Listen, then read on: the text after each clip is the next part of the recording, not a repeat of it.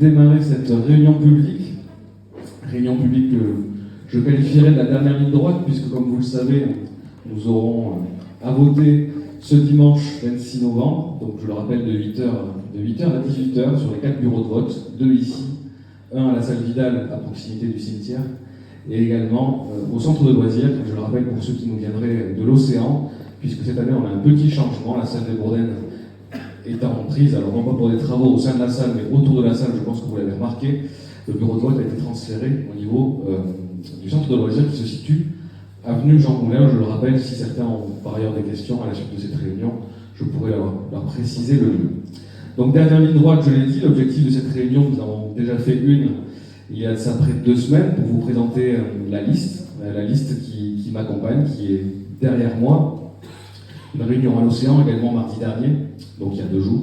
Et donc la dernière réunion, la réunion finale, pour vous présenter notre programme qui est connu et largement avancé, mais dont je crois effectivement il y a quelques points à préciser au regard des récents débats. Donc en premier lieu, effectivement, une équipe composée de 27 élus. À Seignos, nous avons 27 membres au conseil municipal, le calcul se faisant par rapport au nombre d'habitants. Donc 17 élus sortants, 10 nouvelles recrues que nous avons voulu représentatives des Seignocaises et des Seignocais. Des 17 élus sortants que je remercie plus particulièrement pour leur loyauté à l'égard du mandat qui leur a été confié il y a de ça 3 ans. Vous le remarquerez, ou peut-être ne l'avez pas remarqué d'ailleurs, mais il y a plus d'élus sortants dans notre liste que dans celle de notre opposant. Vous me direz c'est cocasse au regard du discours qui est tenu, mais je tiens à préciser, puisque nous en avons 17 et qu'en face j'en ai compté 11 ou 12, pour vous dire quand même que finalement il y a plus des élus loyaux dans notre équipe que dans celle en France. 10 nouvelles recrues qui sont venues abonder en compétences et en dynamisme l'équipe sortante, je l'ai dit, donc représentative de Seignos, du Penon, de l'Océan, du Golfe et également du Bourg, et qui, je l'espère en tout cas, saura vous représenter dignement au cours des prochaines années. Vous l'aurez compris, l'objectif de la réunion aujourd'hui, ce n'est pas de vous les présenter, ça a déjà été fait. Ils m'entourent, ils seront disponibles à l'issue de la réunion pour échanger avec vous.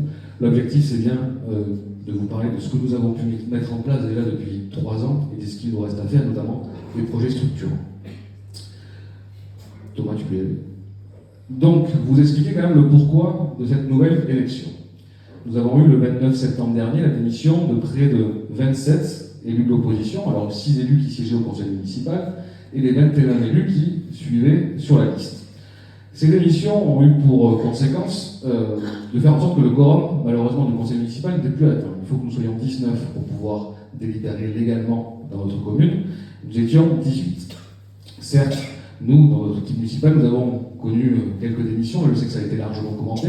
Ces démissions ont été de plusieurs ordres, elles ont été d'ordre personnel, on a eu des déménagements, on a eu des changements d'activité professionnelle, il y a eu quelques désaccords, ça arrive dans une équipe municipale. Pour autant, le conseil municipal était en capacité de fonctionner, et ce jusqu'en 2026, et c'est bien la manœuvre électoraliste et antidémocratique de l'opposition qui a fait que, malheureusement, ce conseil municipal est tombé. Sinon, je le rappelle, nous aurions pu continuer avec une majorité qui était toujours majoritaire, une opposition qui était toujours minoritaire, et des débats qui auraient pu se tenir tout au long des 3 ans, comme c'était prévu initialement en 2020, puisque je le rappelle, normalement, ce mandat aurait pu se tenir de 2020 à 2026. Je rappelle que ces élections ne seront pas pour 6 ans. C'est-à-dire que l'équipe qui sera réélue sera bien réélue toujours jusqu'en 2026, et non pas jusqu'en 2029. J'ai pu lire dans la littérature, je dis littérature souvent de l'opposition, notamment dans la profession de foi, qui normalement vous avez distribué dans les boîtes aux lettres aujourd'hui ou hier, je ne sais pas si vous avez pu encore prendre connaissance, que 67% des élus du conseil municipal avaient démissionné.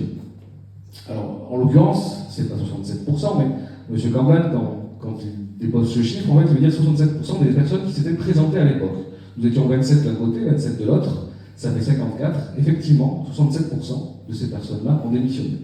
Je tiens à rappeler que dans ces 67%, 2 tiers de ces personnes-là viennent de la liste d'opposition. Il s'agit des 27 élus de l'opposition qui ont démissionné. Et non pas de la majorité, qui est toujours là devant vous, qui a siégé encore le 13 novembre en conseil municipal, et qui œuvre, dans le cadre du mandat qui lui a été confié en 2020, jusqu'au bout, et donc jusqu'à dimanche, et même, j'ai envie de dire, jusqu'à la semaine prochaine, si quel que soit le résultat, le conseil municipal sera installé dans près d'1 semaine. Pour vous dire que les chiffres, ça veut dire quelque chose, faut-il les tourner dans le bon sens. 67% de démission, c'est vrai, 67% là, aux 2 tiers, sont composés des élus de l'opposition qui ont sciemment voulu mettre fin à ce mandat. Pour autant, durant ces 3 années, nous n'avons pas chômé. Je le rappelle, nous avions dans notre programme 4 piliers que vous avez déclinés devant vous: une commune plus proche de ses habitants, une politique de l'habitat raisonnée et solidaire, redynamiser notre centre-bourg et notre station et faire de Seignos un modèle de ville durable. Sur ces 4 propositions, ces 4 axes, vous aviez 30 propositions. Nous en avons réalisé aujourd'hui près de 17, soit plus de 50%. Parmi elles, et je vais prendre les plus représentatifs puisqu'il y en a eu un certain nombre. Tout d'abord, les budgets participatifs qui ont été mis en place et qui n'existaient pas sur la commune, qui ont permis notamment de financer une piste cyclable à l'océan, mais également la réfection du fronton au bourg et un verger qui est actuellement en cours d'installation dans le quartier du Frat. Une permanence de la mairie au Penant, c'était une chose qui était demandée par les habitants, et je l'entends encore d'ailleurs quand je fais une réunion de quartier côté océan. Parfois, les habitants de l'océan ont le sentiment, d'une part, que le service public est plus éloigné. Alors, physiquement, c'est vrai, il est essentiellement à la mairie, ici, au bourg. On a voulu tout simplement rapprocher ce service public des habitants de l'océan. C'est pourquoi nous avons mis en place cette permanence en sus de la population, de la police municipale, qui est également présente, particulièrement l'été. On a mis en place une mutuelle communale aussi pour venir en aide aux Seignossais qui avaient du mal à payer leur mutuelle ou à trouver tout simplement une mutuelle qui était à la hauteur de leurs besoins, et un relais information jeunesse qui a pour vocation de s'adresser donc aux jeunes, comme son nom l'indique, et de les accompagner dans leur parcours scolaire, dans leur parcours personnel, pour leur permettre tout simplement de préparer au mieux leur vie adulte.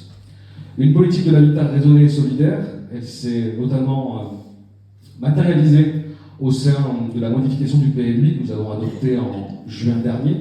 Celle-ci a permis une réduction de 30% des surfaces ouvertes à l'urbanisation, c'était un de nos engagements. Derrière, qu'est-ce que ça veut dire? Ça veut dire préserver nos espaces naturels. Une rédaction de la charte architecturale et paysagère qui également, pour le coup, est prête, qui s'impose notamment aux particuliers, mais également aux promoteurs qui voudraient faire des opérations sur la commune. L'objectif, garder la spécificité seignossaise et l'architecture seignossaise, ce qui fait son charme et le cadre de vie pour lequel on a tous souhaité vivre à Seignos, et par ailleurs aussi assurer une homogénéité par quartier dans son aménagement. On a plusieurs identités sur Seignos, on a un bourg, on a également un océan, on a un golfe. À l'océan, il y a plusieurs quartiers. On a le Penant qui est différent des Bourdaines, qui est encore différent des Estagnos. L'objectif, c'est de pouvoir maintenir cette spécificité et cette identité seignossaise. Des projets de logement également en cours. Il y a une slide qui sera particulièrement sur ce sujet qui, je sais, est attendu et qui fait débat. J'aurai l'occasion d'en discuter un peu plus longuement après. Redynamiser notre centre-bourg, celle de l'avant. Redynamiser notre centre-bourg et notre station. Le projet d'extension de l'école et du cœur de bourg dont j'ai parlé, le Penant, la construction du centre de loisirs, notamment aux Estagnos, qui a été finalisé. Les enfants sont rentrés dans ce dernier depuis l'été dernier. C'était un de nos engagements de maintenir ce centre de loisirs à l'océan pour que les jeunes et les Seignossais puissent bénéficier de la proximité du lac, de l'océan, et en tout cas de cette nature qui fait la richesse de notre commune. On a également travaillé sur l'aspect commerçant, puisqu'on a retenu les différents commerçants qui œuvrent aujourd'hui au bourg, notamment en bâtiment du Pouille. Je pense notamment à la fromagère, au toilettage canin par exemple, mais également au vélo, à la vente la boutique de vélo, pardon. Également au Hall du Penant, où nous avons également retenu l'ensemble des commerçants qui aujourd'hui œuvrent avec le théâtre du Penant, qui de plus en plus trouvent leur succès, et particulièrement cet été. Ça s'est matérialisé aussi au niveau du Penant, et je reviendrai dessus juste après, où nous avons pu réaliser un certain nombre d'acquisitions qui, je le rappelle, sont historiques, puisque nous avançons sur ce projet, que la destruction d'une partie du forum est aujourd'hui en cours, chose que l'on a depuis 30 ans. On a quand même réussi largement à amorcer la pente, et ce, en 3 ans. Et enfin, faire de Seignos un modèle de ville durable, avec un élu référent. Il s'agit d'Alexandre Denko, qui se trouve juste derrière moi, ici. La végétalisation des parkings littoraux qui est en cours, notamment au Bourdaine. Je pense que vous avez pu constater que nous avons largement planté et que ce parking va être transfiguré à l'avenir. L'objectif étant aussi de préserver notre dune qui nous protège, les pistes cyclables, avec la jonction Bourdaine qui a déjà été réalisée, la jonction fond du lac également, et d'autres projets à venir, j'en discuterai aussi juste après. Les jardins partagés qui ont été installés au bourg et à l'océan, et enfin une feuille de route de transition énergétique. L'objectif de celle-ci, vous l'aurez remarqué depuis quelques années déjà, nous avons subi une crise de l'énergie avec des coûts qui ont augmenté. Alors ça a été le cas pour le budget communal, je pense que ça a été le cas pour votre budget également. L'objectif demain, c'est d'avoir une feuille de route, un audit. On a audité l'ensemble des bâtiments communaux, d'une part pour réaliser des travaux pour réduire leur consommation, et demain, on souhaite pouvoir faire en sorte que ces bâtiments communaux soient aussi le support de production, donc en l'occurrence énergie photovoltaïque, pour que la production communale puisse couvrir l'ensemble de la consommation. L'objectif, c'est d'être autonome en matière énergétique et donc d'être moins soumis aux fluctuations du marché tel qu'on a pu le connaître au cours des dernières années. Quelques chiffres également, une capacité de désendettement. Alors je tiens à parler de la situation financière pour le coup. Alors j'ai beaucoup entendu de la part de l'opposition que celle-ci était largement due à son action il y a ça près de 3 ans. Je tiens à signaler que nous sommes quand même notés 18 sur 20 sur la ruche des communes en 2022, ce qui veut dire que nous sommes une des communes les mieux gérées de France, je tiens quand même à préciser, avec une capacité de désendettement qui est de moins de 1 an, un excédent cumulé de 10 millions, donc on a aujourd'hui 10 millions d'euros en réserve pour pouvoir financer nos projets, un excédent annuel de près de 2 millions d'euros, ça veut dire que chaque année on génère 2 millions d'euros, que nos recettes sont supérieures de 2 millions d'euros à nos dépenses, ce qui nous permet de financer des projets, ou même de pourvoir de nouveaux postes, de nouveaux fonctionnements, en tout cas d'enrichir le fonctionnement de la commune, les services techniques, la police municipale, et les taux d'imposition qui sont stables depuis 2020, puisque nous n'avons pas touché à la taxe foncière. La taxe d'habitation, comme vous le savez, a disparu, et donc ces taux sont restés stables depuis 2020, et nous ne comptons pas par ailleurs les augmenter d'ici 2026. Je rappelle que ces derniers avaient augmenté de près de 36% sous l'ancienne mandature. C'est bien à rappeler, puisque j'entends souvent des leçons en matière budgétaire. Voilà, je tiens à préciser qu'aujourd'hui on gère le budget très correctement, et même au niveau national de façon exemplaire, et ce, sans augmenter les impôts, je tiens quand même à le spécifier.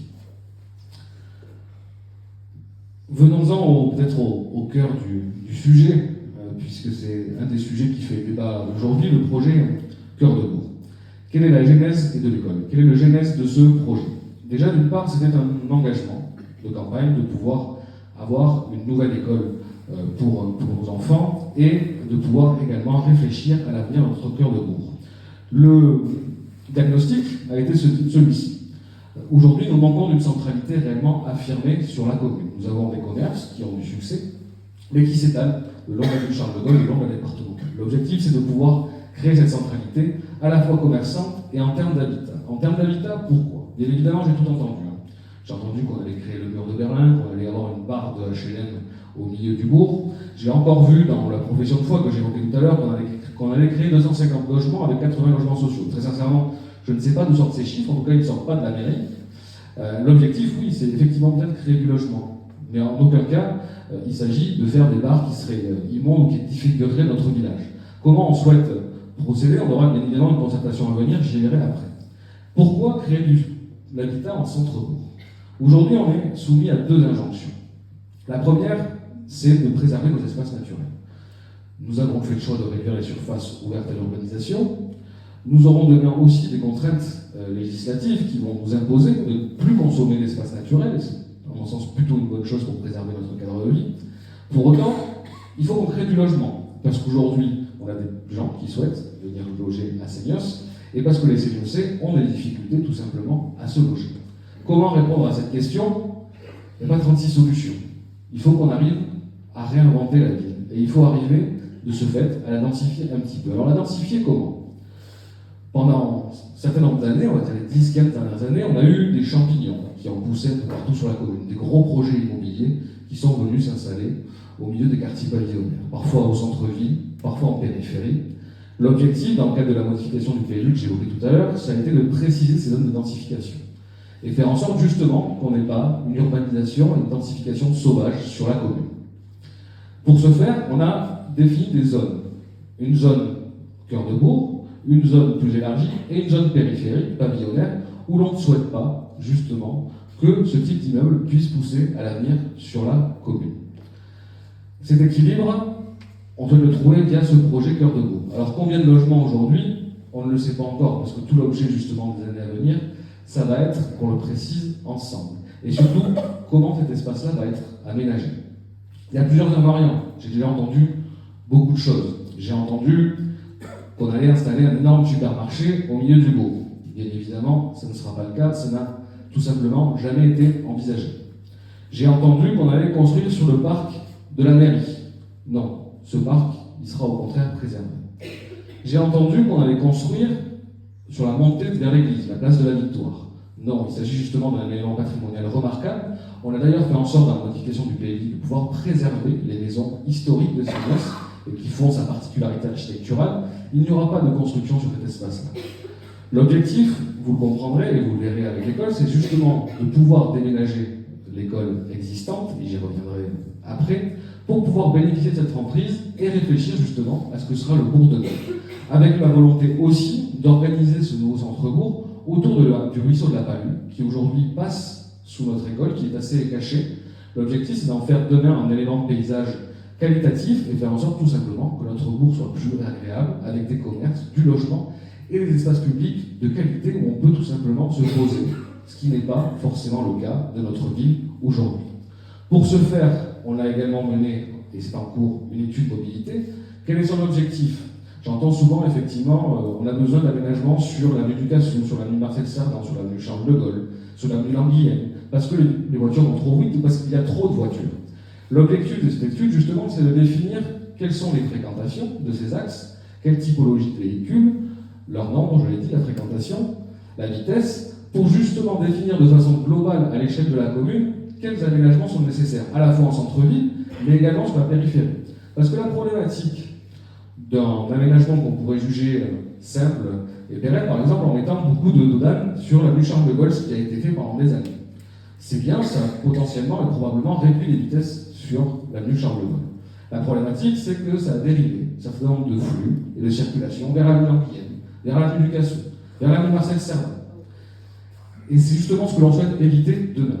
C'est pouvoir des aménagements qui soient nécessaires pour sécuriser nos mobilités et ne pas faire en sorte que ces aménagements-là viennent pénaliser les autres habitants qui jusque-là étaient plutôt au calme.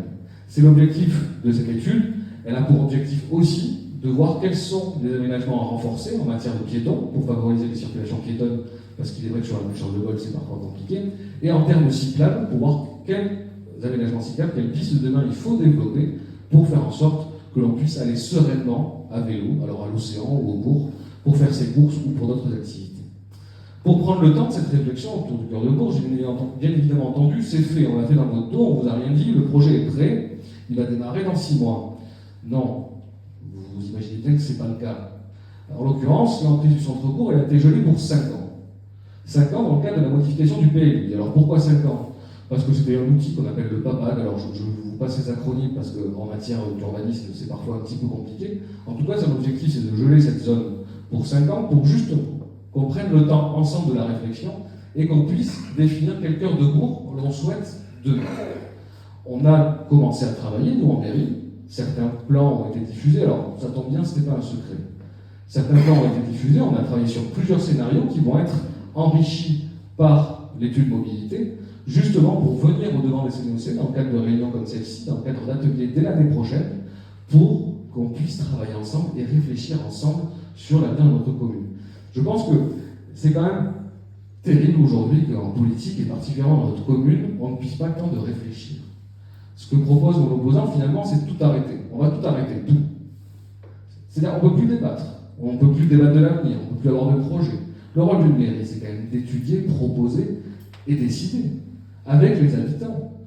On n'est pas là tout simplement pour dire stop, on ne fait plus rien, on reste dans notre coin, tout va bien, et on ne bouge pas. Prenons le temps de discuter. On ne va pas quand même refuser la discussion, refuser un projet avant même de l'avoir débattu. C'est ce que l'on souhaite vous proposer, débattre au cours des années à venir. Vous avez ici un schéma qui reprend non pas l'aménagement tel qu'il sera demain, mais simplement la logique de ce que sera, qui guide en tout cas ce projet Cœur de Bourg et cette école. Vous le voyez, le déménagement de l'école des 2 étangs, j'en parlerai juste après. Vous voyez les petites étoiles qui représentent le patrimoine remarquable, c'est-à-dire les maisons que l'on souhaite préserver demain pour justement préserver le cachet de Seignos. Vous voyez également les espaces publics à rénover. Alors ici est pointé le carrefour de l'avenue Charles de Gaulle et de l'avenue Marcel Cerdan, mais il y en a bien d'autres. Le secteur de requalification, qui comprend notamment l'école du Grand Chêne, la valorisation, je l'ai dit, du ruisseau de la Palue, et comment travailler aussi à valoriser les continuités piétonnes. J'ai notamment, et c'est un exemple, il y en aurait d'autres, entendu très souvent qu'il est difficile, par exemple, d'aller de la mairie ou du fronton au hall des sports à pied. Parce que les trottoirs ne sont pas forcément très praticables, et parce que les voitures roulent vite, et qu'aujourd'hui on n'a pas de cheminement sécurisé à vélo ou à pied pour aller d'un point A à un point B en centre-ville. C'est aussi tout l'objectif de la démarche. Celle-ci se déroulera en plusieurs étapes. J'ai commencé à l'esquisser, tu peux y aller, Thomas. Alors ça sera après. L'esquisser, on aura le calendrier juste après, une fois qu'on aura validé, parlé de l'école. Donc le calendrier, vous l'avez ici, démarrage des travaux de l'école en 2024, concertation et définition du projet Cœur de Bourg 2024-2025, fin des travaux et entrée des enfants qui sera progressivement en 2 temps 2025-2026, et démarrage de cet aménagement au plus tôt en 2026-2027.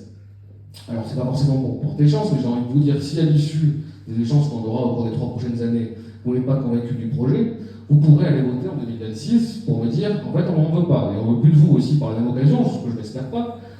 Mais tout ça pour dire que c'est pas comme si on vous prenait en traître ou si on faisait des projets dans votre dos.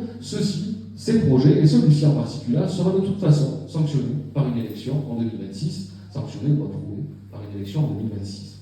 Revenons cependant juste avant sur le projet de l'école. Là aussi, j'ai tout entendu. Bien évidemment, avant d'esquisser un nouveau projet, on a réfléchi à l'existant. On a réalisé, depuis 2020, je l'ai dit au préalable dans le cadre de la feuille de route de transition énergétique, un certain nombre d'audits des bâtiments communaux pour savoir dans quels états ils étaient et surtout quels étaient les travaux nécessaires à réaliser pour améliorer de façon générale leur fonctionnalité et plus particulièrement leur consommation énergétique. Il s'avère que l'ancienne école, l'école du Grand Chêne, que je connais particulièrement parce que je l'ai pratiquée, j'ai grandi ici à Seignos, aujourd'hui est dans un état déplorable. C'est le bâtiment qui consomme le plus, il est noté diagnostic environnemental. On a des problèmes d'une part de consommation énergétique, on a des problèmes de température parce que l'hiver il fait très froid, l'été il fait très chaud.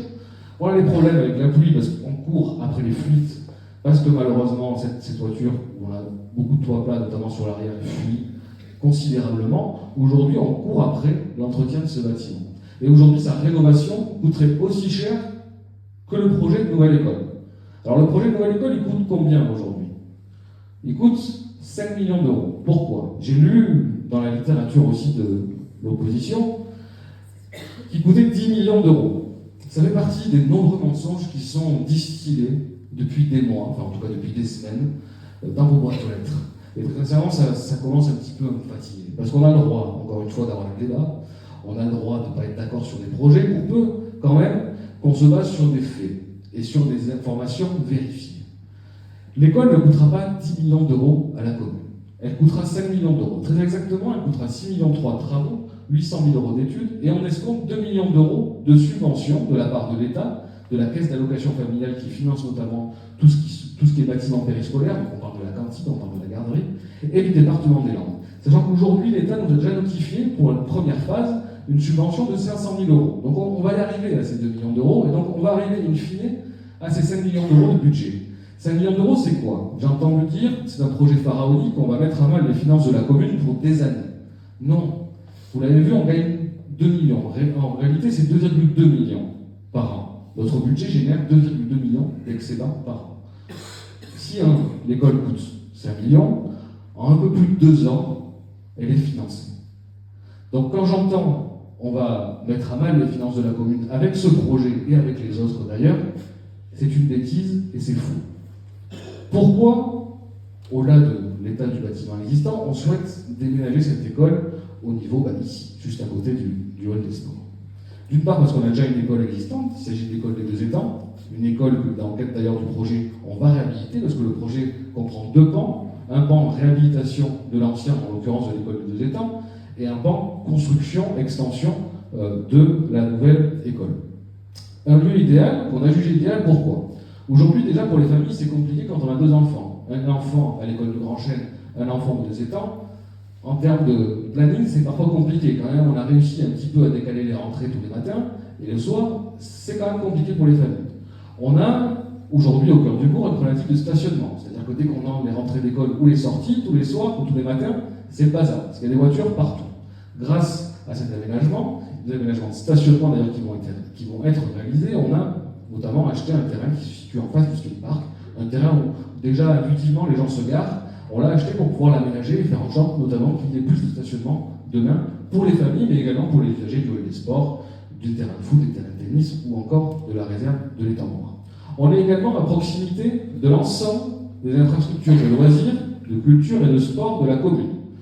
Avant, je l'ai dit, le hall des sports, avec notamment le mur à gauche. On a ici toutes les salles de réception, les salles nécessaires aux activités des enfants. On a la bibliothèque qui se situe juste à proximité. On a l'espace jeune qui est juste derrière ce mur. On a les tennis, on a le stade de foot, on a le parc où les enfants peuvent également s'amuser. On a la réserve de l'étendard à proximité. C'est le lieu idéal pour que nos enfants puissent tout simplement évoluer dans de bonnes conditions. Un bâtiment exemplaire qui se veut également un exemplaire en matière de transition énergétique, j'en ai parlé. L'objectif, c'est grâce à ce bâtiment de réduire tout simplement nos consommations, puisque ce bâtiment-là sera plus vertueux en matière énergétique. Et l'objectif aussi, c'est de produire. La problématique de l'ancien bâtiment, et ça c'est au regard de sa construction, et c'est vrai qu'on n'a pas forcément ce point en tête à l'époque, c'est de pouvoir produire de l'énergie. L'ancien bâtiment, malheureusement, son orientation fait que c'est compliqué. En tout cas, du moins, on ne peut pas en produire autant. Grâce à ce nouveau bâtiment, on pourra produire de l'énergie pour l'ensemble des bâtiments communaux. Donc pour le hall des sports, pour l'école, bien évidemment, pour la mairie, pour les centres techniques, pour les BAD. Je précise, bâtiments communaux au sein du bourg, puisque les boucles de consommation sont de 2 km. Donc, en l'occurrence, c'est dans un rayon de 2 km, donc ce sera bien les bâtiments qui sont situés au bourg. On souhaite d'ailleurs aussi mener la même expérience au niveau de l'océan. On a également des bâtiments, la salle du tube, le centre de loisirs notamment, où on souhaite aussi expérimenter cette question. Enfin, un projet discuté avec l'ensemble des parties prenantes. J'ai entendu dire que c'était un projet plénière, que finalement on l'aurait décidé à 3. Alors encore une fois, le 3, je ne sais pas qui c'est, j'imagine que je suis dedans, je ne sais pas quels sont les 2 autres, mais que ce serait un projet qu'on aurait décidé à 3, sans concertation. Alors, que les choses soient claires, ce projet il a été largement concerté. Il a fait l'objet de plusieurs délibérations au conseil municipal, votées à l'unanimité du groupe majoritaire, parce que j'ai encore lu que notre équipe s'est délitée parce qu'on n'était pas d'accord sur les projets. Ce n'est pas vrai. Ce projet-là a été voté à l'unanimité du groupe majoritaire, et je le dis encore une fois, faisait partie de notre programme en 2000. Il a été également largement discuté avec l'opposition, puisque celle-ci avait un représentant dans le cadre du jury qui a choisi l'architecte de cette école. Il a été discuté également au conseil municipal. Il a été largement discuté également avec les usagers de l'école, puisqu'il y a eu près de 9 réunions de concertation avec les parents, les élèves, les enseignants et les agents de la commune qui travaillent dans les écoles. Par rapport à cette concertation, je tiens aussi à préciser un élément, parce que j'ai vu une vidéo, je ne sais pas si vous l'avez vu, pour ceux qui sont friands de réseaux sociaux, sur le fait que ce serait une école non genrée. Alors, je dois avouer que je suis tombé de l'arbre quand j'ai entendu ça. Alors, très sincèrement, je ne maîtrise pas tout à fait le concept. Bon, dans mon idée, disons, les écoles sont non genrées depuis un petit moment, puisque depuis que les filles et les garçons, quelque part, sont réunis dans une même école, on est finalement dans une école non genrée. Alors, ça serait une école non genrée, parce qu'on ne voudrait pas de terrain de foot dans l'école. Bon, alors, c'est une anecdote et ça n'a rien à voir avec ça. Je suis précisément un fan de football. J'adore les Girondins de Bordeaux, même si je suis un petit peu déçu en ce moment parce qu'ils sont en division 2. Il y aura des terrains de foot dans cette école. Il y en aura 2 même. Il y aura un terrain de basket. Il y aura aussi des préaux où on pourra jouer la balle. Et puis il y aura aussi d'autres endroits. Alors, Franck, il y aura un fronton. Franck le dit qu'il y aura un fronton et c'est normal. Tradition oblige. Il y aura tout ça dans cette école. Et il y aura aussi d'autres espaces où les filles et les garçons pourront s'amuser, autre chose que du foot ou du basket ou de la pelote, parce qu'on peut s'amuser autrement, mais très sincèrement, qu'on arrête les bêtises, je ne sais pas si l'opposition est à court d'arguments, mais nous n'avons jamais réfléchi avec l'école non genrée, et très sincèrement, je ne sais même pas ce que ça veut dire. D'autant plus, et je tiens à le préciser, que ces cours de récréation ont été dessinés avec les enfants, dans le cadre de l'opération, alors qui se veut nationale d'ailleurs, qui s'appelle Dessine-moi mon école. Donc les enfants ont participé au dessin de l'ensemble des cours de récréation, et je peux vous assurer que filles et garçons seront mélangés, et si les filles veulent jouer au foot, je constate d'ailleurs qu'elles sont de plus en plus fortes, peut-être un titre mondial à venir dans les prochaines années, elles pourront jouer au foot, elles sont fortes au basket aussi, et à la pelote, donc il n'y a pas de souci là-dessus, tout le monde pourra jouer à son sport préféré. Donc ce projet d'école, vous l'aurez compris, il est nécessaire, et j'oserais dire, il est exemplaire. C'est pour ça que nous souhaitons le mener. Le calendrier, je vous l'ai précisé tout à l'heure, donc Thomas, tu peux passer, donc je répète, démarrage des travaux en 2024, concertation sur le cœur de bourg 2024-2025, fin des travaux 2025-2026 de l'école, et donc nous serions, en tout cas si nous sommes tous mis d'accord, alors je doute que le projet, aucun projet ne fait l'unanimité en tant que tel. Cependant, quand on arrive à largement échanger, je pense qu'on peut arriver à trouver un consensus. C'est l'objectif, en tout cas de notre équipe, quant à ce projet Cœur de Bourg, et d'ailleurs quant à l'ensemble des projets que l'on souhaite porter dans les années à venir.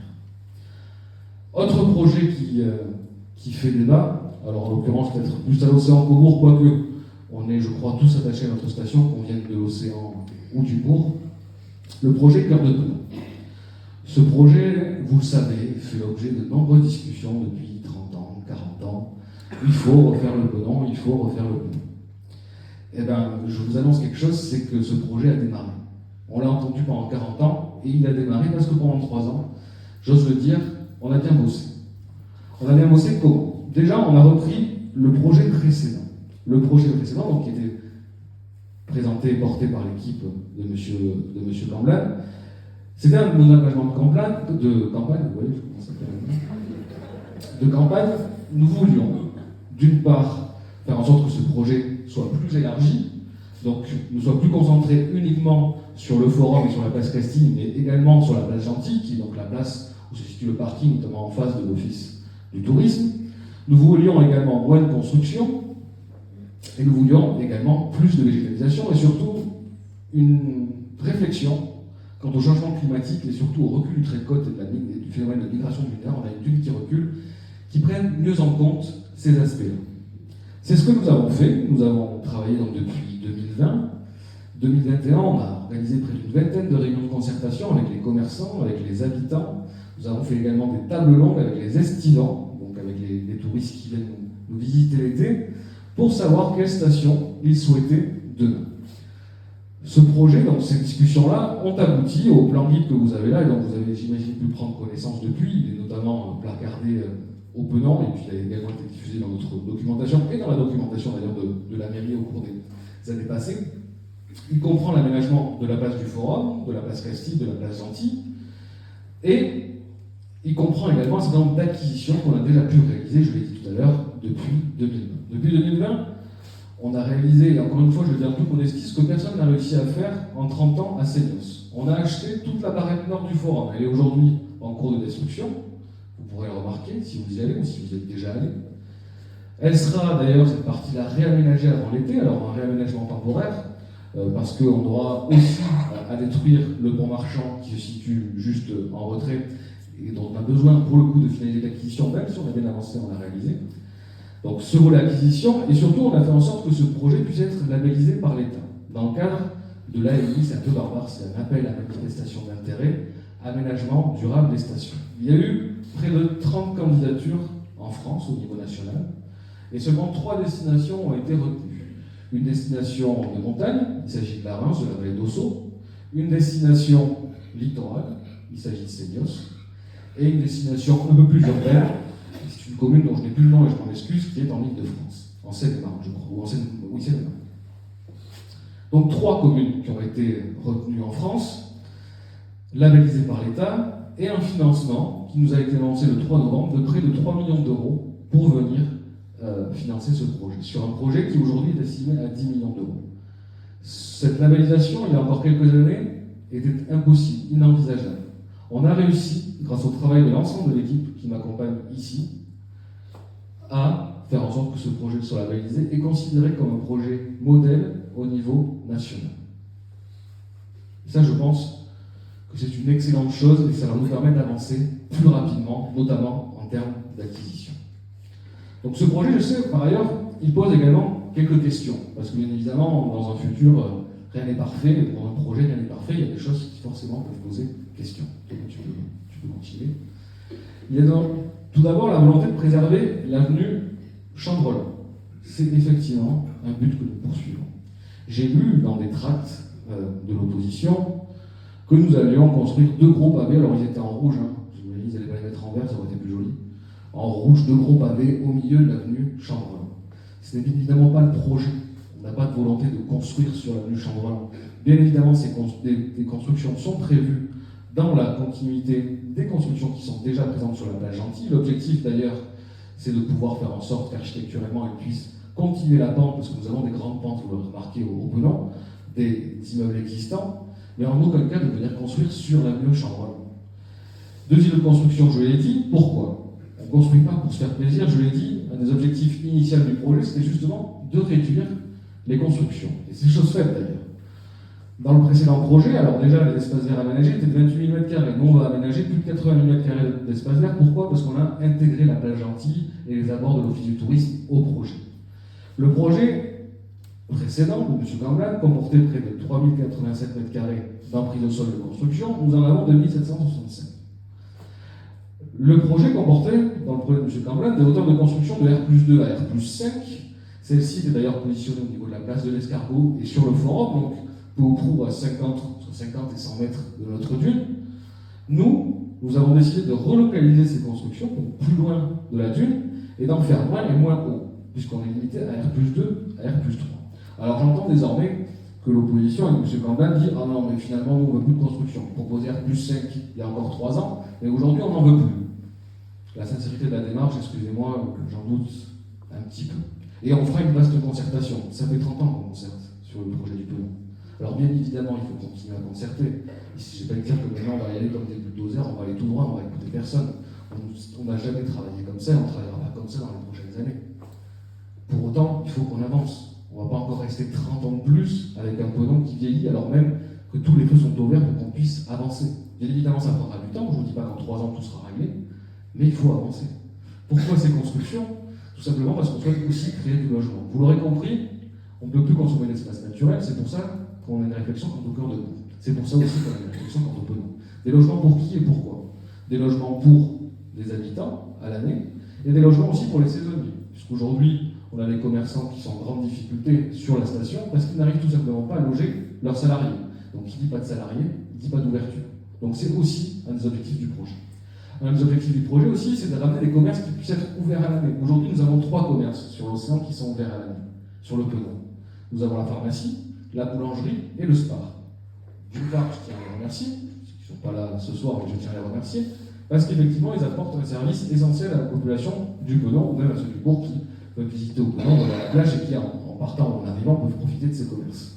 L'objectif, c'est d'avoir plus de commerces ouverts à l'année, pour la population de l'océan. Et également de conforter les services publics. Aujourd'hui, on a une police municipale, des locaux de la police municipale qui sont vieillissants, et de la mairie annexe, je veux dire, on a aussi mis en place la parence de la mairie. L'objectif, c'est aussi de pouvoir insérer ces services publics-là, la police municipale, la mairie annexe, dans ces nouveaux bâtiments, et offrir un meilleur service à la population. C'est pour ça qu'on a positionné ces 2 constructions, en aucun cas pour se faire plaisir, parce qu'on aurait une folie des grandeurs, une envie de bétoniser, comme j'ai pu entendre l'océan ou même le bourg, tout simplement parce qu'on a des enjeux de logement, qu'on le veuille ou non, d'une part, et qu'aujourd'hui, la question est de savoir, est-ce qu'on construit sur l'environnement existant, sur l'urbanisation existante, ou est-ce qu'on va artificialiser des hectares de forêt?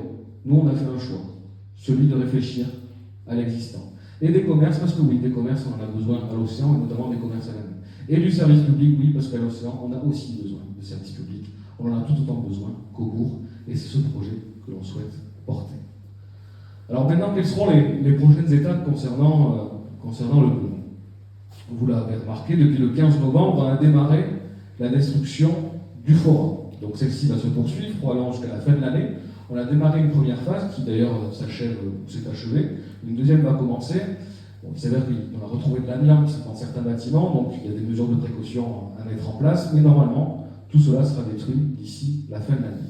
Bien évidemment, on va le réaménager, certes de façon temporaire, mais de façon quand même qualitative avant l'été, pour que cet espace-là soit renouvelé et, je l'espère, puisse donner un meilleur visage de notre station. Dès 2024, on va choisir un maître d'œuvre, parce qu'aujourd'hui on a un plan guide qui donne la philosophie et les grandes lignes du projet. Demain, il s'agit de le préciser, ce projet, puisqu'il va falloir qu'on rentre dans le détail, notamment des constructions. Donc, on va retenir ce maître d'œuvre avec la SATEL, qui, je le rappelle, est le syndicat qu'on a retenu, syndicat départemental d'aménagement, notamment, qui historiquement d'ailleurs a aménagé la station, il y a près de ça 40 ans à peu près. Donc c'est avec eux qu'on va travailler à ce maître d'œuvre, à retenir ce maître d'œuvre, et donc à finaliser le projet en concertant, notamment sur les points qui aujourd'hui font débat. Donc j'ai évoqué notamment Chambrelan et la partie des constructions. Et bien évidemment, sur la partie 2024-2025, on aimerait, et on est en bonne voie, finaliser les acquisitions sur le pont marchand pour pouvoir envisager sa destruction et le réaménagement de cet espace dès l'hiver 2024-2025, après l'été prochain. Ça, Ce sont les prochaines étapes du projet Penant. Ensuite, je voulais faire un petit focus sur notre politique en matière d'habitat parce que celle-ci fait beaucoup débat. D'une part, vous dire qu'on a avancé au cours de ces 3 dernières années. On a mené une politique d'acquisition foncière pour justement avoir des terrains, pour nous permettre de construire du logement à Sénos. Alors il y a bien évidemment le projet Cœur de Bourg dont j'ai discuté, dont nous sommes déjà propriétaires. Il y a aussi au niveau du secteur normandien où on a eu ce qu'on appelle une orientation d'aménagement et de programmation qui a certes été réduite de 30%, je l'ai dit aussi tout à l'heure, mais qui comporte encore un certain nombre de terrains qui sont constructibles. Donc on a acheté des terrains sur cette partie-là. L'objectif demain, ça sera de pouvoir porter des opérations qui permettent d'avoir, on va dire, un panel de logements qui soit global et qui puisse répondre aux besoins des Sénossais. Ce panel, il est assez large. L'objectif, c'est notamment de pouvoir faire du lot à bâtir, de la maison individuelle, de la maison citoyenne, de l'appartement, et également plusieurs typologies de logements. Du locatif social, parce que qu'on le veuille ou non, il en faut. Et rassurez-vous, dans le locatif social, il n'y a pas que des gens qui vont faire le bazar le soir dans les rues, comme ce que j'ai pu entendre par ailleurs. Du locatif intermédiaire pour des gens qui ont des revenus un peu plus importants. De l'accession à la propriété également pour ceux qui, au regard de leur parcours résidentiel, sont prêts à acheter leur première maison. L'objectif, c'est vraiment d'avoir un panel complet quant à notre offre de logement. Ce panel complet, il sera donc situé en premier lieu, parce qu'il y aura probablement d'autres projets qui viendront par la suite, mais en tout cas c'est ceux sur lesquels on travaille nous aujourd'hui, sur la bulle indienne, je l'ai dit, et sur la éducation, à côté de l'EHPAD. Là aussi, j'ai entendu beaucoup de choses. J'ai entendu qu'on aurait vendu ces 6 000 m² à 250 000 €. C'est faux. Ces terrains ne sont pas vendus.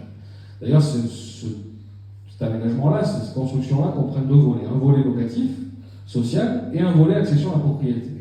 Bien évidemment, sur le locatif social, on restera propriétaire du terrain, puisque l'objectif, c'est de le louer à un bailleur social pour qu'il puisse aménager du logement. Sur l'accession à la propriété, il faudra les vendre. On est d'accord là-dessus. Pour quelqu'un accède à la propriété, il faut bien que la propriété change. Si on reste propriétaire, la personne n'accepte pas la propriété. Et ce travail-là, effectivement, il nous reste encore à mener, à préciser, mais ce terrain ne sera pas vendu à 250 000 €, enfin 6 000 m², 250 000 €. Ça également, c'est faux. Et je tiens à le préciser. Ça fait partie des gros mensonges qui sont délivrés et distillés depuis des semaines. Donc je tiens aussi à y mettre fin. J'ai entendu pourquoi nous on fera différemment, on fera des logements communaux et on ne fera pas appel à un bailleur social. Alors pourquoi les bailleurs sociaux existent dans notre pays?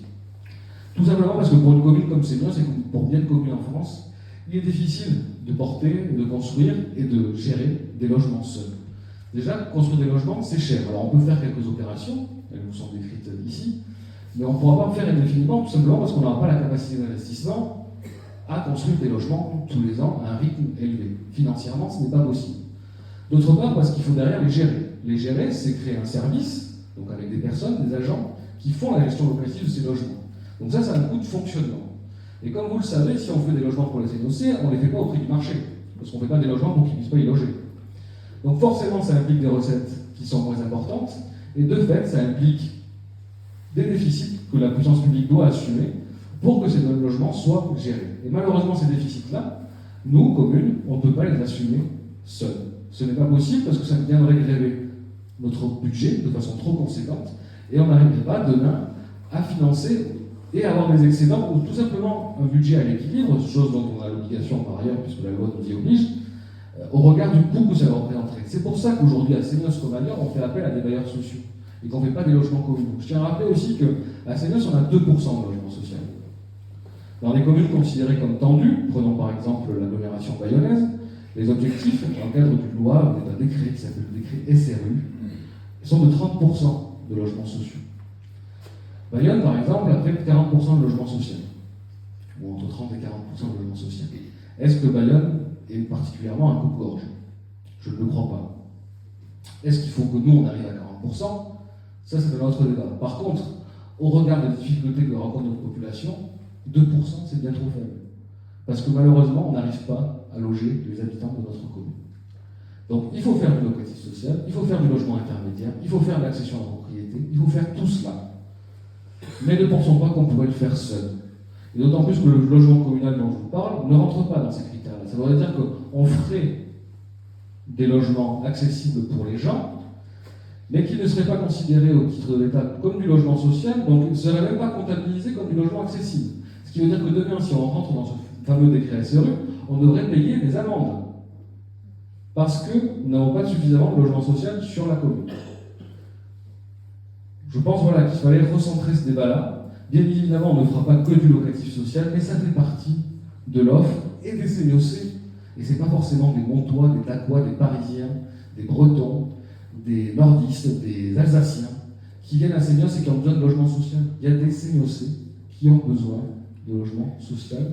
Aujourd'hui, on a près de 80 CMOC qui attendent un logement. Pour vous dire que la demande est là, et pour vous dire que c'est pas avec ces logements qu'on va créer un bazar immense à Seignos. On restera une commune paisible avec un cadre de vie tel qu'on l'apprécie aujourd'hui, et en plus, on aura l'avantage de pouvoir offrir à nos habitants des logements qui leur soient accessibles et qui leur permettent de vivre sur notre commune. Également d'autres projets, il n'y a pas que l'habitat ou que le cœur de bourg, l'école ou le Penon, on a également d'autres projets. Alors, j'ai cerné ici particulièrement les projets du bourg. Si éventuellement par la suite vous avez des questions sur les projets de l'océan, j'y répondrai avec plaisir. En premier lieu, l'aménagement des berges de l'étang blanc. Donc ça, c'est un projet qui aujourd'hui est mûr. Il doit se développer, les travaux devraient commencer à l'automne prochain, l'automne 2024. Donc il est mené notamment avec le syndicat mixte Géoland, alors je vous passe les détails, mais qui est un syndicat mixte qui réunit le département des Landes et l'ensemble des communes qui bénéficient d'un étang rétro-littoral. Donc ça va de Biscarrosse au nord jusqu'à l'étang de Garrosse à Ondres. Donc qui va nous permettre de réaménager toutes les berges, notamment l'espace que vous connaissez, qui se situe à proximité des roseaux, un peu avant, quand on tourne à droite, à proximité du camping du CCS. L'objectif, ça va être de refaire les pontons, refaire des espaces agréables pour pouvoir tout simplement se poser dans cet endroit, et aménager un petit belvédère en bois en hauteur qui permettra d'offrir une plus belle vue de l'étang et permettre à chacun, aux Seignossaises comme aux Seignossais comme aux Estivants, de bien profiter de cet espace. On souhaite également mettre en place de nouvelles infrastructures sportives. On a un projet qui est mûr aujourd'hui.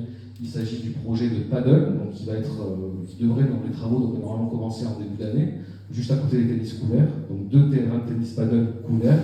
Également une réflexion bien avancée quant au terrain de foot, puisqu'on a aujourd'hui un club qui grandit, qui a près de 600 licenciés et qui a des difficultés à évoluer sur les infrastructures actuelles. Donc l'objectif, ce sera aussi de leur offrir des pelouses, notamment synthétiques, qui leur permettent de pratiquer leur sport. Et l'ensemble des équipes, d'ailleurs on parlait d'école non genrée et de terrain de foot, on a à Seignos une équipe de foot féminine qui est excellente, et je vous invite par ailleurs à aller les voir jouer, parce que pour le coup, bien souvent, elles sont parfois meilleures que les garçons, et je tiens aussi à le préciser. Réhabilitation de l'EHPAD, ça aussi c'est partie de notre politique en matière de transition énergétique. On a aujourd'hui un EHPAD qui date de la fin des années 90, qui est toujours également un gros bâtiment consommateur. Donc on a lancé un audit, alors à la fois énergétique et fonctionnel, pour améliorer son fonctionnement. Nous avons aujourd'hui des premières esquisses. L'objectif, c'est dans les 3 prochaines années, de pouvoir améliorer le fonctionnement de notre EHPAD, à la fois pour les résidents, on a une 62 résidents très exactement à l'EHPAD aujourd'hui, pour les résidents, mais également pour les personnels, puisqu'on a aujourd'hui un certain nombre de locaux professionnels qui sont en mauvais état ou trop petits. Donc l'objectif, ce sera également de réhabiliter notre EHPAD. L'extension de la microcrèche des Rayons de Soleil, j'ai entendu dire qu'on avait une population scolaire qui était en baisse et que la population seignossaise déclinait horriblement. Ce n'est pas le cas, alors la population d'une part augmente, mais la population de nos jeunes aussi. On a aujourd'hui près de 30 familles qui sont en attente d'un berceau, dans une microcrèche, aujourd'hui à Seignos. L'objectif par cette extension, une microcrèche des Rayons de Soleil qui se situe sur l'avenue Marcel Cerdan, c'est de pouvoir offrir 20 berceaux supplémentaires aux familles pour faire en sorte que nos enfants puissent être gardés à Seignos. Et également des investissements en matière de voirie, la réflexion d'Anguillaume, ça aussi, alors ça date peut-être pas aussi longtemps que le Penon, mais ça fait longtemps qu'on en parle. On a lancé les études depuis cette fin d'année. L'objectif, c'est qu'on puisse être opérationnel au plus tard après l'été prochain pour pouvoir refaire cette avenue. Et évidemment, et en plus, il va y avoir des constructions, des logements qui vont être produits sur cet espace-là. L'objectif, c'est de refaire l'avenue, de faire une piste cyclable également qui puisse se développer également sur l'avenue de Paour ou Paouré, parce qu'on va faire remarquer qu'effectivement, d'un côté, il y a marqué Paouré sur le panneau et de l'autre, il y a marqué avenue de Paour. Donc je laisse à votre sagacité le soin de me dire si c'est Paour ou Paouré. En tout cas, elle sera également retravaillée. et un plan vélo qui a également été présenté dans notre document de campagne qui a vocation à être développé. Je vous l'ai dit, on a réalisé déjà une première liaison au Bourdaine, une liaison au fond du lac qui nous permet de faire la liaison entre le lac d'Hossegor et le fond du lac de l'autre côté et la plage dite des Cunuts, excusez-moi, à Hossegor. Donc cette prolongation sera également réalisée avant l'été, puisqu'on va prolonger tout cet axe jusqu'au rond-point du Golfe pour faire en sorte de sécuriser cet espace-là. On a également par la suite une réflexion pour assurer la liaison entre ce rond-point et l'hôtel, et ensuite entre l'hôtel et le bourg. C'est un projet au long cours, là on y travaille, on est également en train de faire des acquisitions foncières, puisque la plus grosse problématique quant à la liaison du bourg, c'est notamment le fameux virage qui sort du bourg ou qui y rentre. Et aujourd'hui, c'est assez compliqué, donc on a des acquisitions foncières à faire au-dessus, notamment pour essayer d'améliorer ce tronçon-là. Et également, je l'ai dit, sur le bourg avec l'avenue de l'Anguienne, l'avenue de Paour, et une réflexion également sur le retirage à la haie de la Merlès pour faire en sorte de sécuriser cet espace-là, et ce, au-delà des réflexions que j'ai pu vous présenter, que l'on a également sur le cœur de Bourg. Oui, Thomas.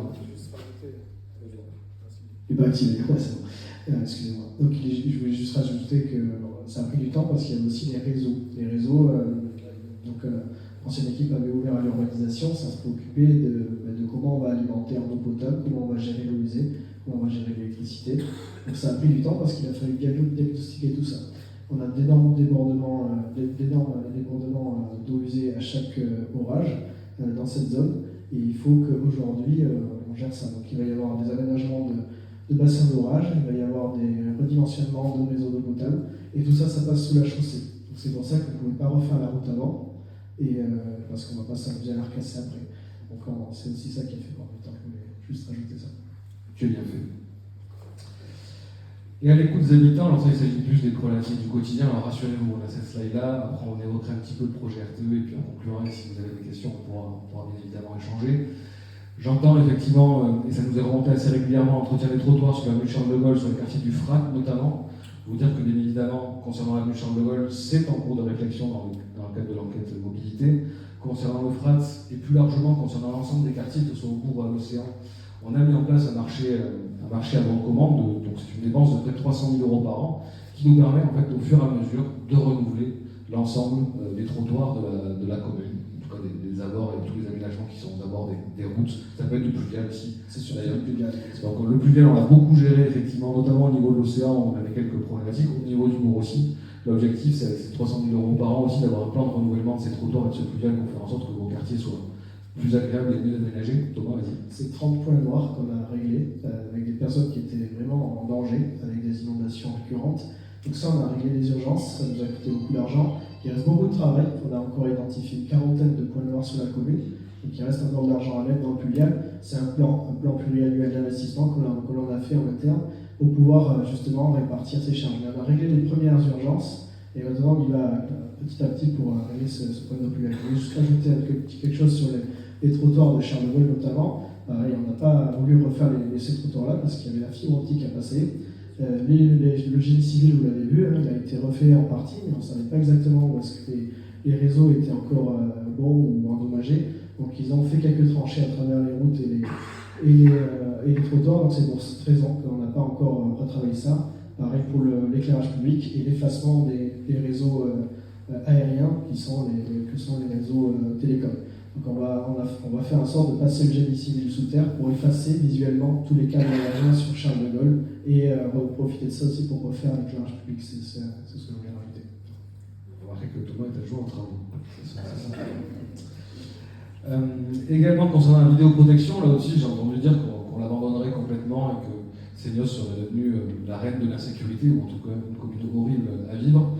Pour vous dire que la vidéoprotection, on l'a quand même trouvée dans un état lamentable quand on est arrivé, justement parce qu'il n'y avait pas de contrat de maintenance, donc il a fallu en mettre en place.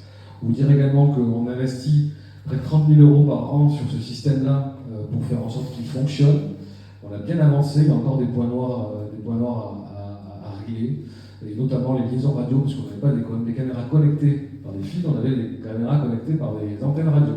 Sauf que malheureusement, ça coûte moins cher, mais ça ne fonctionne pas très bien. Donc je ne sais pas comment a été fait le système à l'époque, il a été mal fait. Donc on est en train de mettre en place tous ces investissements pour faire en sorte qu'il fonctionne bien et qu'il puisse servir votre sécurité. Les actions en matière de sécurité, j'ai tout entendu, qu'on avait un point de deal à l'écoquartier, que le nombre de cambriolages a augmenté de 350%. Alors, sur les cambriolages, je tiens quand même à vous préciser, on est passé effectivement de 1 à 3 cambriolages pour 1000 logements. Ça reste moins, je tiens à le préciser, même si je ne suis pas forcément le plus adepte de ces débats-là, mais ça reste moins qu'à Rossodor et Cabreton, par exemple, et ça reste moins que la moyenne départementale qui est de 4,8 cambriolages pour 1000 logements. Donc pour vous dire qu'à Seignos, voilà, on est encore en dessous de la moyenne, on va tâcher d'y rester, mais il n'y a pas de nécessité d'hystériser les débats, on est encore à sécurité à Seignos. Je ne rigole pas pour autant parce qu'il s'avère que la sécurité est une des compétences premières d'un maire et de la municipalité, donc bien évidemment qu'on travaille au quotidien. Je pense qu'encore une fois, il faut arrêter ces fausses informations qui sont distillées au gré des tracts plus insultants parfois les uns que les autres, et j'y reviendrai à la fin. La sécurité va bien à Seignos. On a de la vidéoprotection qui va bien marcher, parce qu'on y a mis des moyens. On a embauché 2 policiers municipaux supplémentaires depuis qu'on est là. Les choses se passent bien. Alors oui, l'été, ça bouge un peu plus, notamment sur l'océan en particulier. Mais on reste encore, je pense, dans des normes qui sont tout à fait acceptables pour les Seignosais. Et je tiens à préciser que je suis tous les jours sur ces sujets-là. L'été, je pense que 80% de mon travail, c'est de gérer les nuisances sonores. Des établissements, des voisins qui sont fâchés. J'y passe énormément de temps et j'y passerai le temps qu'il faudra parce que c'est mon travail. Mais arrêtons d'hystériser les débats sur la sécurité. Je pense très sincèrement que ce n'est pas à la hauteur des enjeux. La voirie et la vitesse, je l'ai dit, l'objectif c'est surtout de travailler sur cette enquête mobilité pour pouvoir définir les aménagements nécessaires sur l'ensemble des voiries communales. On a déjà commencé bien évidemment, mais l'objectif dans le cadre de la concertation à venir, j'en ai parlé du cœur de Bourg et plus largement de Bourg, c'est qu'on puisse définir ensemble ces aménagements. La gestion des déchets et la végétation, en l'occurrence les lagages. Alors je sais que les lagages est une demande forte qui nous est exprimée tous les ans. Voilà, on a mis en place un diagnostic de l'ensemble des arbres de la commune, notamment du bourg, parce que l'objectif c'est pas de tous les couper non plus, au contraire c'est d'en garder un petit peu. On met en place aussi des diagnostics pour les habitants. Si vous êtes preneur de diagnostics pour vos arbres notamment, n'hésitez pas à le faire, il faut simplement contacter la commune. On essaye d'avoir un plan d'élagage qui soit respectueux et régulier. L'objectif aussi, et je le rappelle parce que parfois on a des administrés gourmands, c'est quand même de garder des arbres. Donc je sais bien que parfois il y a un arbre qui est planté juste à côté de la maison et que les feuilles tombent dans le jardin, je le sais. Et je sais combien ça peut être désagréable et long à l'automne, maintenant, de venir ramasser ces feuilles dans le jardin. Cependant, on ne peut pas couper tous les arbres, parce que sinon, on aurait une commune qui n'est plus ce qu'elle est aujourd'hui. Donc on fait ça de façon raisonnée, on a mis en place un plan pour pouvoir préserver ces arbres-là, pour pouvoir intervenir si nécessaire. Les services de la mairie, notamment les services techniques, sont disponibles. Et concernant la gestion des déchets, on a eu plusieurs avancées, avec notamment des nouveaux points de tri qui ont été installés. Je tiens à vous féliciter, féliciter la population sénocène, puisqu'on a monté le tri sur la commune de 17%.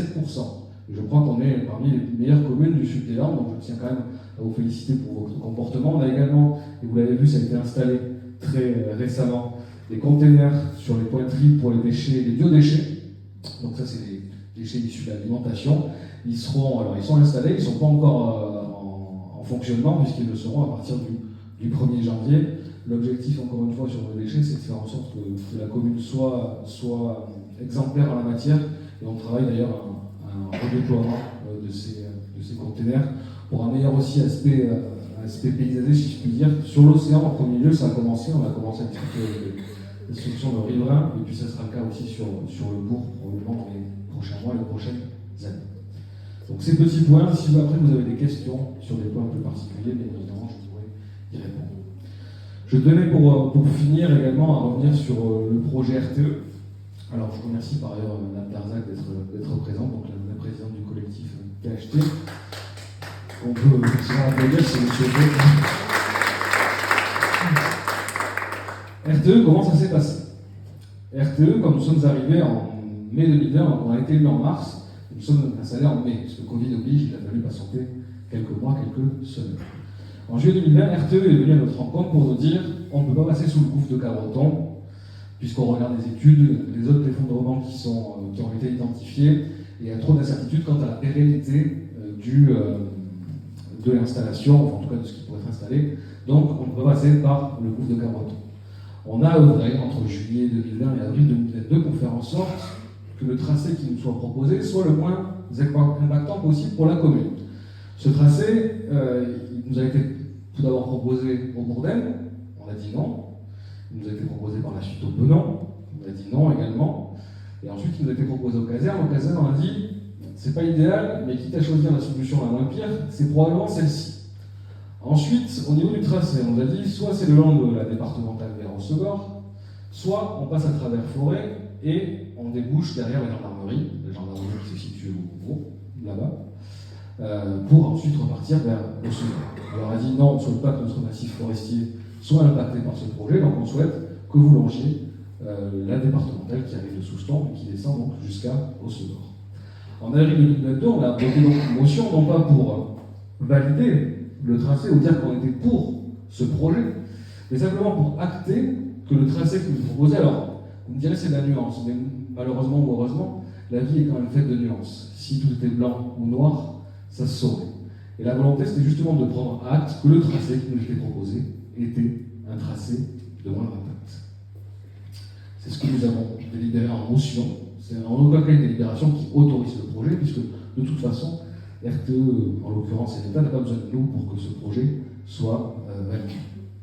Ensuite, on a eu en juin 2022 le Conseil national de protection de la nature qui a déposé un avis dans le cadre de la concertation, notamment relative à l'autorisation environnementale. Alors, je vous passe tous les détails administratifs, mais en tout cas, c'est pour vous donner une bonne compréhension du sujet. Ce Conseil national de protection de la nature nous dit que RTE, ou en tout cas déplore que RTE n'ait pas étudié un tracé alternatif, notamment un tracé autoroutier qui puisse partir de la région bordelaise, des Puy-de-Dôme, jusqu'à la frontière espagnole, pour ensuite continuer sur l'Espagne jusqu'à Gatica, Bilbao en l'occurrence, et venir alimenter l'Espagne.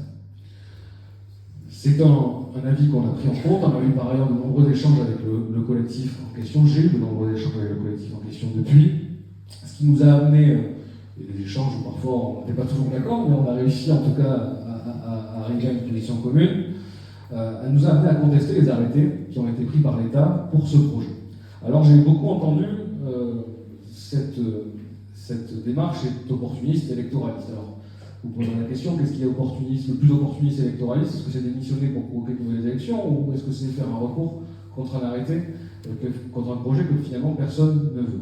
Je tiens d'ailleurs aussi à préciser qu'heureusement qu'il y avait encore des élus au conseil municipal qui avaient fait ce recours, parce que sinon ils n'en auraient tout simplement pas vu. Parce que pour pouvoir voter un recours, pour pouvoir faire un recours, il faut que le conseil municipal donne le pouvoir au maire de faire ce recours.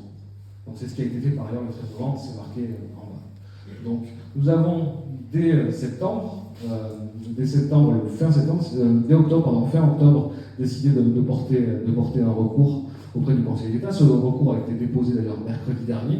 Nous travaillons également au dépôt d'un référé pour que les travaux soient arrêtés dans l'attente du jugement sur le fond du recours, jugement qui va probablement prendre un petit peu de temps. Donc ce référé, on est en train d'y travailler pour pouvoir le déposer dans les prochains jours et ainsi, je l'espère, en tout cas si le juge en décide ainsi, arrêter le projet le temps que le recours soit jugé.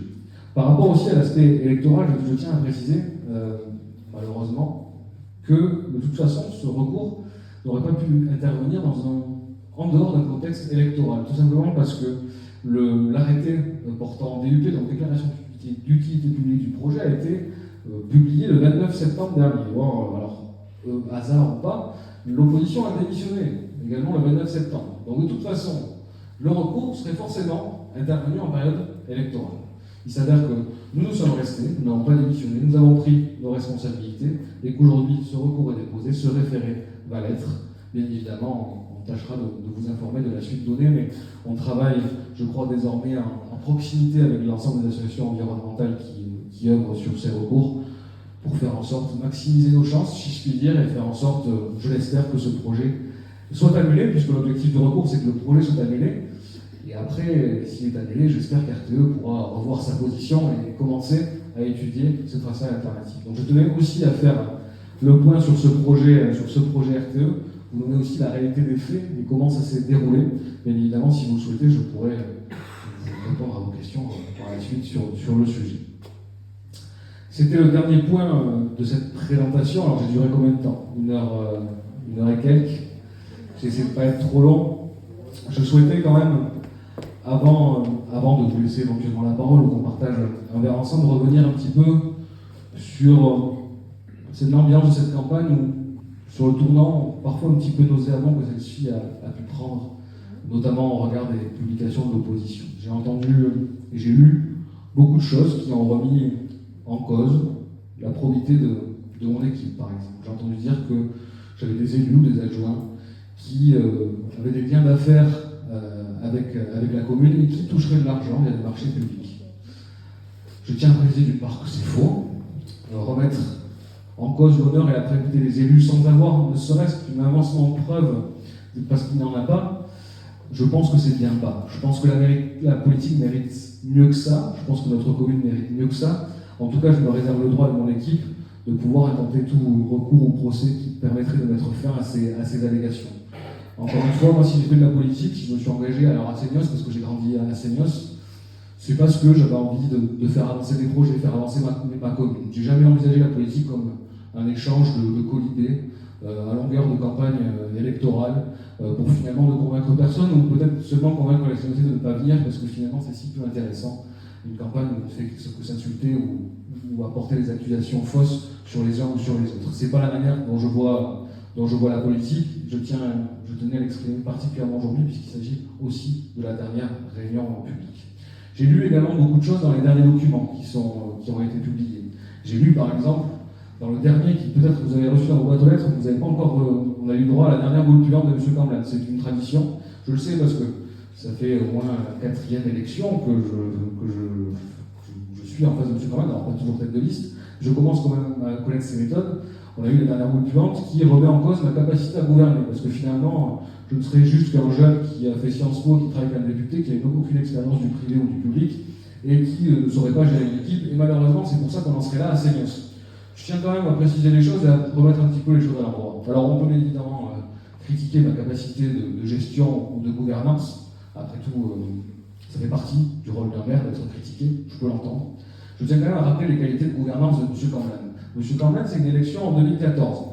C'est une autre élection en 2015. Pourquoi? Non pas parce qu'à l'époque l'opposition a démissionné, mais parce que sa propre équipe lui a tellement fait faux bon qu'il a fallu faire démissionner les derniers qui lui restaient fidèles pour provoquer de nouvelles élections. Je tiens à rappeler qu'aujourd'hui, j'ai toujours une équipe au conseil municipal, aujourd'hui. Et qu'encore une fois, d'ailleurs, en 2023, c'est Lionel Camblan qui démissionne. Je tiens à rappeler qu'en 2020, M. Camblan nous fait un recours parce qu'il n'est pas content des élections. Pourquoi? Parce qu'à cause du Covid, les résidents secondaires ne sont pas venus voter. Bon, j'espère que cette fois-ci, le résultat nous sera favorable, bien évidemment, que les résidents secondaires auront pu venir voter. Comme ça, je pense que le résultat sera jugé valable par M. Camblan. Au bout d'un moment, on ne peut pas dire tout et n'importe quoi. Je veux bien entendre qu'on critique ma gouvernance, ma manière de faire, mais très sincèrement, au regard de son passif, je pense que ça mériterait de sa part un petit peu, de modestie. J'entends également le personnel municipal est malheureux, ils veulent tous partir. Bon, alors en l'occurrence, ils ne sont pas encore partis. S'ils sont tous heureux, j'en sais rien. Je pense quand même qu'on gère les choses convenablement. Je tiens quand même à rappeler que sous son mandat, il y a eu près de 20 démissions. 20 démissions, c'est un quart de l'effectif municipal, d'ailleurs. Donc, moi, je veux bien ne pas savoir gérer, mais en l'occurrence, j'en ai pas encore 20 qui sont partis. Ils sont encore là. Alors, bien évidemment, je ne vais pas vous demander d'aller les voir, parce que réserve oblige et n'ont pas le droit de s'exprimer sur la tenue de ces élections. Si vous en connaissez, n'hésitez pas à aller les voir. Peut-être que dans le secret de l'intimité, ils pourront regarder des choses. Mais en l'occurrence, le personnel municipal n'est pas malheureux, ou en tout cas, il l'est beaucoup moins que ce qu'il a pu être pendant 6 ans. J'ai également lu dans un dernier tract l'intercommunalité. Ça aussi, c'est magnifique, l'intercommunalité. Lionel Camblan nous dit que depuis que nous sommes là, nous ne sommes pas représentés au sein de l'intercommunalité. Alors aussi, je vais vous dire exactement, que je fais partie, que je me suis vendu à l'exécutif du PS pour avoir une délégation. Je suis effectivement conseiller délégué à la transition énergétique. Je tiens à préciser que quasiment toutes les communes de Max ont un représentant au sein de l'exécutif. Donc un vice-président ou un conseiller délégué ou le président, bien évidemment, pour la commune de Vieux-Moucou. Je tiens à préciser aujourd'hui qu'il y a des élus qui sont en opposition à l'intercommunalité. Ils sont 2 sur 50 et quelques. Il s'agit de M. Camblan et d'Adélie de Sodor. Alors M. Camblan nous dit, si je suis élu, Seignos sera beaucoup mieux représenté. Ah ben oui, c'est vrai. L'opposition va passer de 2 à 3. Puisqu'ils auront un autre conseiller communautaire de la majorité, donc oui, ils passeront à 3. Alors c'est vrai qu'à 3 sur 54 ou 57, ça va faire beaucoup avancer les choses. Seignos sera particulièrement incisif et représenté à l'intercommunalité. J'ai entendu dire, le maire de Seignos n'a rien fait pour le déménagement du pôle culinaire. Alors, c'est quand même fou parce que le déménagement du pôle culinaire, il a été décidé sous le précédent mandat, ça a d'ailleurs été évoqué dans le bureau de M. Candal à l'époque, et que par ailleurs, quand il a essayé de voter, il ne s'est pas opposé au déménagement du pôle culinaire. Et enfin, j'entends, oui, mais demain je serai présent dans l'intercommunalité, je vais beaucoup travailler, je vais faire entendre ma voix, et puis Seignos, ça va donner, Seignos, on sera une commune bien représentée. Très bien. Pendant 3 ans, il est venu 2-3 fois en conseil communautaire. On a environ 6 conseils communautaires par an. Il est venu 2 ou 3 fois. Donc très sincèrement, je peux entendre toutes les leçons du monde. Je gouverne mal. Je suis incompétent en matière d'intercommunalité. Enfin, en l'occurrence, pendant 3 ans, et j'ai même dire, même avant, quand on a été élu, c'est quand même beaucoup mieux représenté que lors du mandat précédent. Parce qu'au moins, désormais, on écoute Seignos. Et on avance, on a des projets au fond du lac, on a des projets sur la voirie. Max nous a également accompagnés sur le terrain, on va financer le projet Cœur de Penon. Tout ça, on l'a obtenu parce qu'on travaille. Il ne s'agit pas d'un exécutif socialiste de droite ou pas socialiste, parce que, si vous voulez, je pense que j'ai eu à peu près toutes les étiquettes politiques depuis 3 ans. J'ai été communiste, j'ai été socialiste, alors plutôt à gauche, je tiens à vous dire quand même. On m'a jamais taxé de droite, mais j'ai été communiste, j'ai été socialiste, j'ai été rentier. J'ai été rentier qui se soucie peu des pauvres aussi. Bon, au bout d'un moment, il faut choisir. Sur le bulletin de M. Campbell, vous verrez, non, la droite et du centre, très bien. Si c'est son parti, je l'accepte. Et ma volonté par ailleurs, ça a été de discuter avec tout le monde. J'ai jamais été un sectaire. Je sais discuter avec des gens de gauche comme avec des gens de droite. Et par ailleurs, mon parti, et mon seul et unique parti, ça a toujours été Seignos et uniquement Seignos. Quand je suis à l'intercommunalité, je ne suis pas là pour représenter la République En Marche ou le Parti Socialiste. Je suis là pour représenter Seignos. Quand je mets en place une politique à Seignos en conseil municipal, je ne le fais pas pour faire plaisir au Parti Socialiste ou à l'UNP, qui n'existe plus, les Républicains ou que sais-je encore.